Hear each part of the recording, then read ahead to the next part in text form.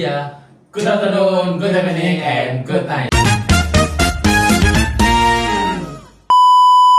Halo teman-teman semuanya, perkenalkan saya Ahmad Dika dari kelas 11 1 absen 2 dan rekan saya Erlangga Putra dari kelas 11 1 absen 13. Nah, pada kesempatan kali ini kita akan buat video tutorial tentang fungsi eksponen dan juga fungsi logaritma menggunakan aplikasi GeoGebra. Nah, untuk langkah selanjutnya bagaimana, kita bakalan lanjut ke diagramnya, oke? Nah, sekarang kita udah masuk ke bagian diagramnya nih. Langkah pertama yang mungkin kita lakukan adalah kita membuat slider terlebih dahulu. Nah, kita bagian sini yang A sama dengan 2 ini, terus ada garis, terus ada titik di sini. Kita kan di sini tulisan slider, kita coba pencet.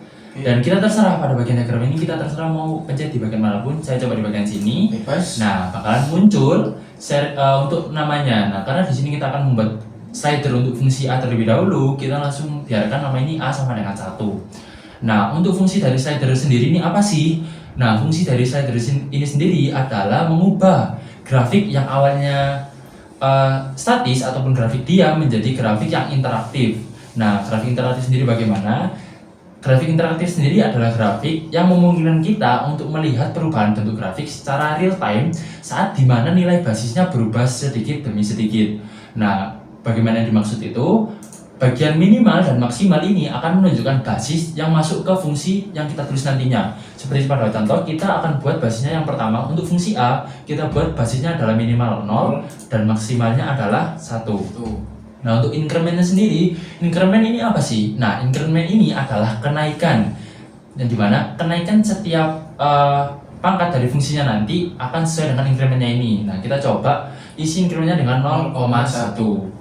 Nah, di sini kita klik OK, akan muncul seperti ini pada bagian inputnya nanti. Ini slidernya. Ini slidernya. Nah, terus kita input fungsi A-nya. Di sini kita coba Y sama dengan A pangkat X. Nah, seperti ini. Nah, ini adalah fungsi pertama kita, yakni fungsi A dengan slider eksponen ini. Nah, di fungsi A ini ketika kita coba gerakkan, dia akan bergerak karena kita membuat slider untuk fungsi A.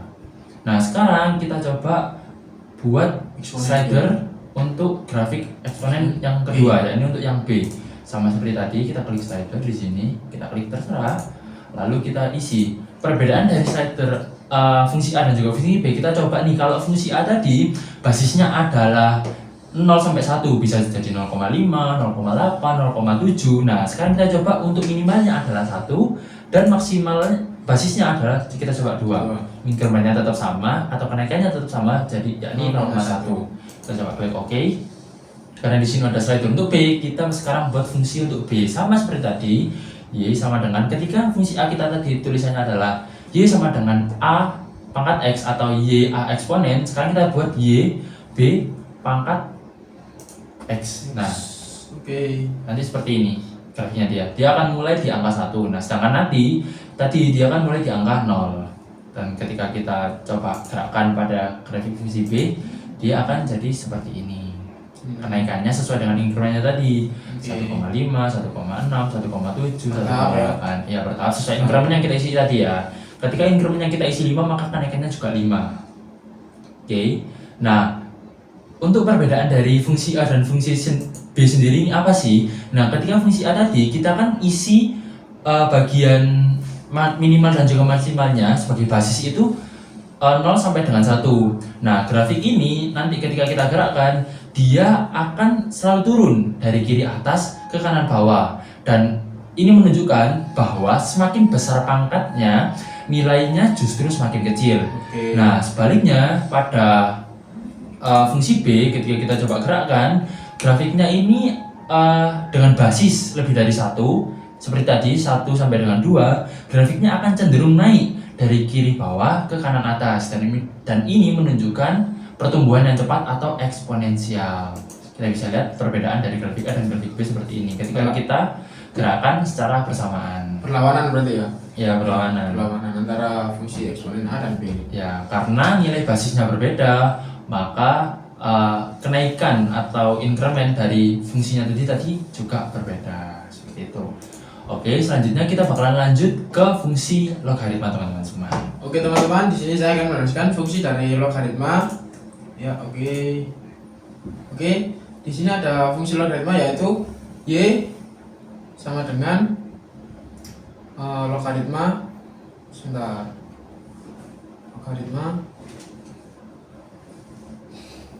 Logaritma dari a, spasi x. Kemudian kita enter.